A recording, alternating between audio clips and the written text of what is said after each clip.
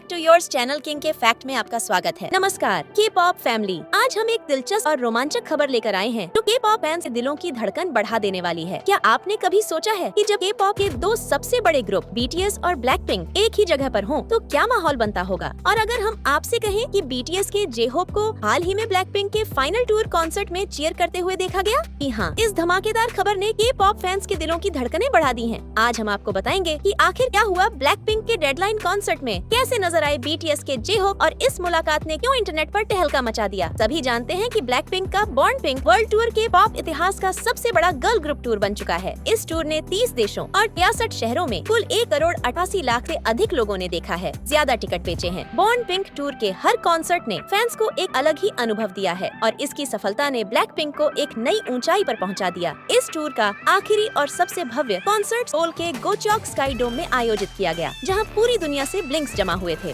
Concert के finale में Blackpink ने अपने सबसे बड़े hits pink venom, kill this love, shut down और डीडीयू पर धमाकेदार परफॉर्मेंस दी। स्टेज पर लाइट, फायरवर्क्स और फैंस का चीयर पूरी तरह से हॉल को हिला रहा था। एकदम इस क्रेज के बीच अचानक कैमरों की नजर एक ऐसे चेहरे पर पड़ी जिसे देखकर हर कोई चौंक गया। वो थे बीटीएस के जे होप। फैंस की रिपोर्ट और वायरल वीडियो में साफ दिखा कि जे होप वीवीआईपी स्टैंड में बैठे हुए थे और पूरी जोश के साथ ब्लैकपिंक की परफॉर्मेंस का आनंद ले रहे थे। जे होप ब्लैक जैकेट और कूल कैप में नजर आए और कई बार वे ब्लैकपिंक के गानों की बीट्स पर थिरकते हुए भी दिखे। उनके साथ हाइप स्टाफ और कुछ अन्य दोस्त भी थे। यह पल इसलिए खास था क्योंकि बीटीएस और ब्लैकपिंक दोनों ही वर्ल्ड क्लास के ड्रामा और म्यूजिक आइकॉन्स हैं। दोनों के फैन बेस भी दुनिया भर में करोड़ों में है। ऐसे में एक ग्रुप का मेंबर दूसरे ग्रुप के कॉन्सर्ट में पब्लिकली सपोर्ट करने पहुंचे, यह के पॉप इंडस्ट्री में बहुत बड़ा मैसेज देता है। यह साबित करता है कि आर्टिस्ट के बीच जबरदस्त रिस्पेक्ट और सपोर्ट है। यह पल बीटीएस और ब्लैकपिंक के फैंस के लिए भी एक खूबसूरत सबूत था कि दोनों के बीच कोई नेगेटिविटी नहीं है, बल्कि वे एक दूसरे की मेहनत और आर्ट को पूरी तरह से सपोर्ट करते हैं। कई फैंस ने जे होप के वीडियो रिकॉर्ड किए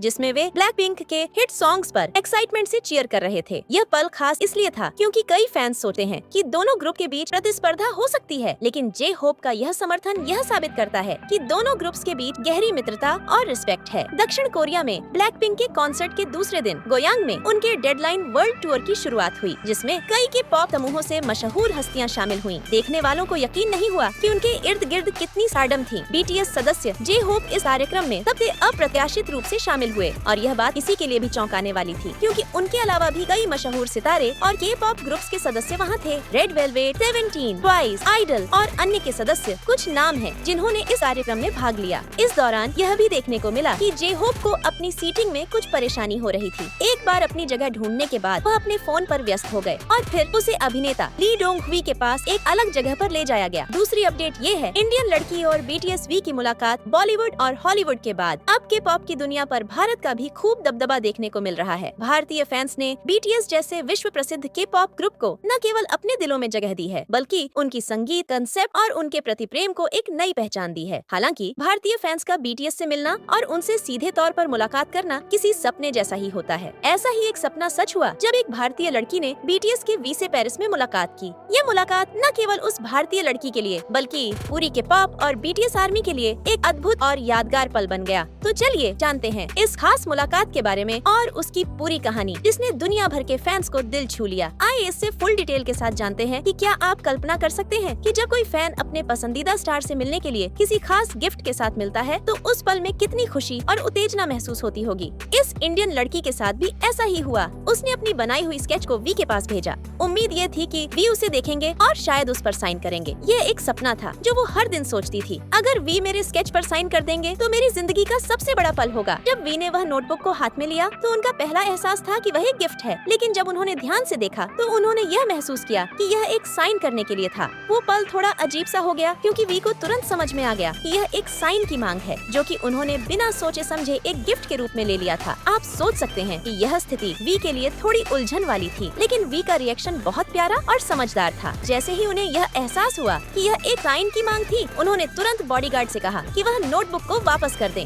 वी ने यह एहसास किया कि यह पल उस लड़की के लिए बेहद खास था और वह उसे निराश नहीं करना चाहते थे। हालांकि लड़की को साइन नहीं मिला, लेकिन वी ने जिस तरह से उस पर ध्यान दिया वह पल उसके लिए सबसे खास बन गया। यहाँ पर वी ने यह साबित कर दिया कि सच्ची देखभाल सिर्फ साइन या गिफ्ट देने से नहीं होती, बल्कि यह उस पल की भावना और सम्मान में होती है। यह एक सच्चा फैन पसंदीदा संबंध था जो इस इंडियन लड़की के लिए हमेशा यादगार रहेगा। ये क्लिप से हमें यह सिखाती है कि हम जितने भी बड़े फैन क्यों न हो, हम अपने पसंदीदा स्टार से कुछ खास पल की उम्मीद रखते हैं। कभी गिफ्ट, कभी साइन और कभी कभी बस एक मुस्कान। लेकिन हम सबको यह समझना चाहिए कि वो जो पल हमें खास लगता है वह किसी और के लिए भी उतना ही खास हो सकता है। इसलिए जब हम इन फैन मोमेंट्स की बातें करते हैं तो हमें यह याद रखना चाहिए कि एक स्टार का ध्यान और प्यार किसी भी गिफ्ट से कहीं बड़ा होता है। पेरिस की गलियों में घूमते हुए जब वे अपने फैंस से घिरे थे तब एक इंडियन लड़की ने वी से मुलाकात की। यह मुलाकात बहुत खास थी क्योंकि यह लड़की केवल वी की एक फैन नहीं थी बल्कि उसने अपनी बनाई हुई स्केच भी वी को दी थी। यह एक इमोशनल पल था और उस लड़की के लिए यह एक अपना सच होने जैसा था। वी ने जो ध्यान दिया और जिस तरह से लड़की से मुलाकात की वह एक यादगार अनुभव था और उस लड़की के लिए यह सबसे अच्छा पल बन गया। उसकी खुशी सिर्फ साइन नहीं बल्कि वी के साथ बिताया गया वो पल था जो उसे हमेशा याद रहेगा। थर्ड पे बात करेंगे आरएम की। 7 जुलाई को एक बार फिर आरएम अपने बेढंगी हरकतों के साथ वीवर्स लाइव पर वापसी कर चुके थे। जहां उनका उद्देश्य अपनी सेना के साथ एक लंबे और मजेदार संवाद करना था, वहीं उनकी अचानक की गई बेढंगी हरकतों ने प्रशंसकों को और अधिक की उम्मीदों में डाल दिया। मात्र 2 मिनट और 25 सेकंड में समाप्त हो गया ये लाइव प्रसारण और फिर प्रशंसकों को उत्सुकता में छोड़ दिया। इस छोटे से लाइव के पीछे का कारण क्या था और क्या ये बेढंगी हरकतें सच में बेमन से की गई या फिर किसी मजेदार स्थिति का हिस्सा थी? सभी बीटीएस के सदस्य अपनी मूडी और एक्साइटिंग लाइव स्ट्रीम्स के लिए जाने जाते हैं, लेकिन आरएम का 7 जुलाई को किया गया लाइव प्रसारण थोड़ी अनोखी स्थिति में था। जबकि आर्मी को यह उम्मीद थी कि उनका पसंदीदा नेता एक दिलचस्प और मजेदार सत्र आयोजित करेंगे, आरएम ने उन्हें कुछ अप्रत्याशित सरप्राइज दिए। आरएम ने लाइव प्रसारण शुरू किया, लेकिन बहुत जल्द ही दर्शकों को यह महसूस हुआ कि कुछ गड़बड़ है। कुछ ही मिनटों में उनके फोन में कोई समस्या आ गई और लाइव को खत्म कर दिया गया। दरअसल आरएम ने खुद अपने फोन को पानी में गिरा दिया था और इसे सुखाने की कोशिश कर रहे थे, जबकि माइक में भी दिक्कत आ गई थी। आरएम ने जैसे ही अपने फोन को गिराया और उसे पोंछने की कोशिश की, दर्शक समझ गए कि यह स्थिति एकदम आकस्मिक थी। उनकी लाइव स्ट्रीमिंग के बीच इस अप्रत्याशित घटना ने सबको चौंका दिया, लेकिन यह भी साफ था कि आरएम इसे लेकर खास परेशान नहीं थे। वह बस अपने फोन को सुखाने के बाद सब कुछ ठीक करने के लिए तैयार थे। लेकिन जैसे ही फोन खराब होने लगा और माइक में भी समस्या आने लगी, उन्होंने सोच समझकर इसे खत्म करने का निर्णय लिया। आरएम ने एक बार फिर से अपनी खासियत दिखाते हुए इसे मस्ती और हल्के फुल्के अंदाज में लिया। उन्होंने तुरंत घोषणा की कि वह फोन को सुखाने के बाद वापस आएंगे। आरएम की यह हरकत निश्चित रूप से एक हैरान करने वाली घटना थी, लेकिन उनका तरीका इस पूरी स्थिति को आसान बना गया। उन्होंने बहुत जल्दी बीटीएस आर्मी से माफी मांगी और कहा कि वह सिर्फ थोड़े समय के लिए वापस आ सकते थे क्योंकि फोन उनके हाथ से बाहर हो गया था। यह माफी एक तरह से उन सभी फैंस के लिए थी जो लंबे समय से बीटीएस के ओटी साथ सभी 7 सदस्य के साथ एक लाइव प्रसारण का इंतजार कर रहे थे। आरएम ने इस छोटे से सत्र में कुछ बेहद रोचक बातें साझा की, खासकर भविष्य में आने वाले लाइव सेशंस और बीटीएस के OT7 के आने वाले पल्स के बारे में। तो के-पॉप फैमिली, ये था पूरा मामला। बीटीएस के जे होप का ब्लैकपिंक के डेडलाइन कॉन्सर्ट में नजर आने का, दूसरा बीटीएस आरएम की लाइफ में फोन खराब होने और तीसरा इंडियन लड़की बीटीएस वी से मिलना। ये तीनों टॉपिक में से आपको कौन सा टॉपिक सबसे ज्यादा पसंद आया? कमेंट करके जरूर से बताना और जाने से पहले चैनल को सब्सक्राइब जरूर से कर दीजिएगा।